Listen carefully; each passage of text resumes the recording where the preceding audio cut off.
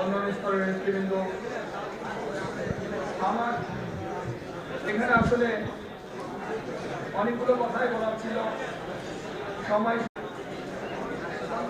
সর্বপ্রথমে আমি ২৪শে আন্দোলন এবং স্বৈরাচার হাসিনার বিরুদ্ধে আন্দোলনে গিয়ে গণতন্ত্র পুনরুদ্ধার আন্দোলনে যেসব সাংবাদিক বৃন্দ নিহত হয়েছেন তাদের স্মরণ করে আমি আমার বক্তব্য শুরু করছি।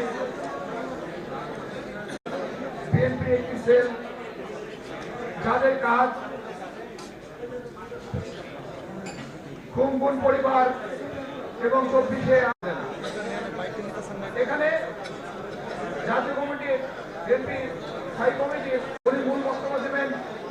আমি আমার বক্তব্য সংক্ষেপ করছি এবং আবারও উপস্থিত সাংবাদিক, ফটো সাংবাদিক, ভিডিও ক্যামেরা যারা আছেন সবাইকে ধন্যবাদ জানাচ্ছি এবং কৃতজ্ঞতা জানাচ্ছি। আপনারা যেমন আমাদের পাশে ছিলেন তেমনই থাকবেন আশা করছি। সবাইকে ধন্যবাদ। আল্লাহ হাফেজ। বাংলাদেশ জিন্দাবাদ।